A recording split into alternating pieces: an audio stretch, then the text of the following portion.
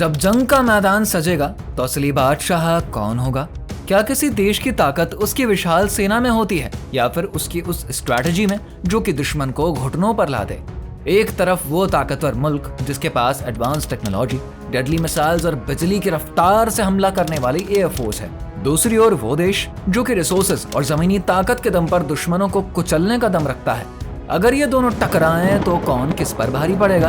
हथियारों की चमक जीत दिलाएगी या दिमाग की चाल? आइए इस वीडियो में पता लगा लेते हैं। इजराइल और इराक का मिलिट्री स्ट्रक्चर काफी अलग है।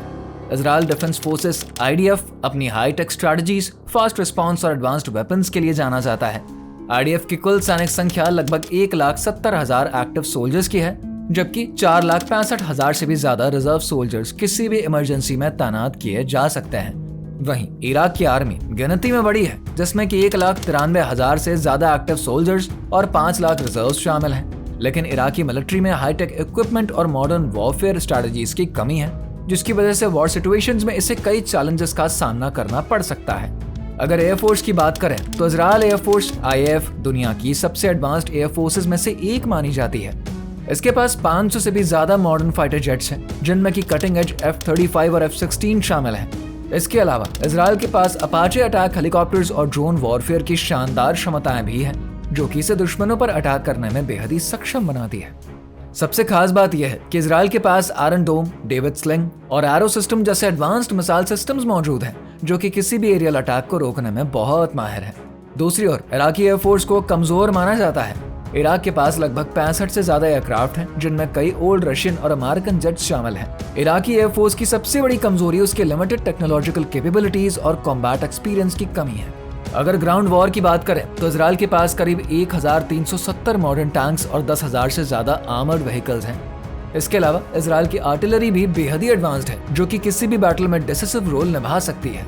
दूसरी तरफ इराक के पास करीब 848 टैंक और 6,000 आर्मर्ड व्हीकल्स हैं, लेकिन इनमें से ज्यादातर ओल्ड डिजाइन के हैं, जो कि मॉडर्न वॉरफेयर के लिए कम इफेक्टिव हो सकते हैं।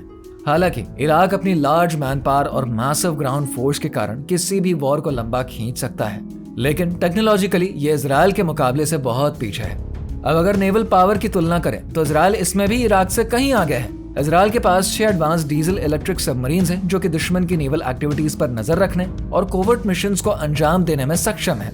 ये सबमरीन्स स्टेल्थ टेक्नोलॉजी से लैस हैं, जिससे कि इन्हें पकड़ना और ट्रैक करना बेहद ही मुश्किल हो जाता है। दूसरी ओर इराक की नेवल पावर लिमिटेड है। इराकी नेवी फ्लीट न सिर्फ छोटा है, बल्कि उसके पास कोई भी सबमरीन फोर्स मौजूद ही नहीं है। इराक के पास सिर्फ कुछ पेट्रोल बोट्स और छोटे वॉरशिप्स हैं, जो कि बड़े मरीन ऑपरेशंस के लिए काफी नहीं माने जाते। और तो और इराक के पास कोस्टल डिफेंस सिस्टम्स भी बहुत लिमिटेड है, जिससे कि वो समुद्री हमलों से खुद को इफेक्टिवली नहीं बचा सकता।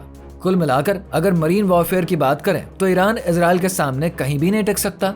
इजराइल की modern naval technology, submarines, missile equipped warships और स्ट्रेटेजिक डिफेंस सिस्टम्स इसे सी फ्रंट्स पर अनस्टॉपेबल बनाते हैं। वहीं इराक अपने लिमिटेड नेवल रिसोर्सेज और आउटडेटेड टेक्नोलॉजी के कारण समुद्री युद्ध में इजराइल के खिलाफ कोई ठोस चैलेंज पेश नहीं कर सकता। आपको ये वीडियो कैसी लगी है और आपका इस पर क्या कहना है, कमेंट करके जरूर बताइए, क्योंकि आपकी राय हमारे लिए बेहद ही मायने रखती है। और अगर आप हमारे चैनल पर नए आए हैं तो हमें सब्सक्राइब करना बिल्कुल ना भूलें। साथ ही बेल आइकन को भी दबा दीजिए, ताकि आपको हमारी हर नई वीडियो के नोटिफिकेशन सबसे पहले मिले। ऐसी ही और भी मजेदार और इन्फॉर्मेटिव कंटेंट के लिए हमारे साथ जुड़े रहिए।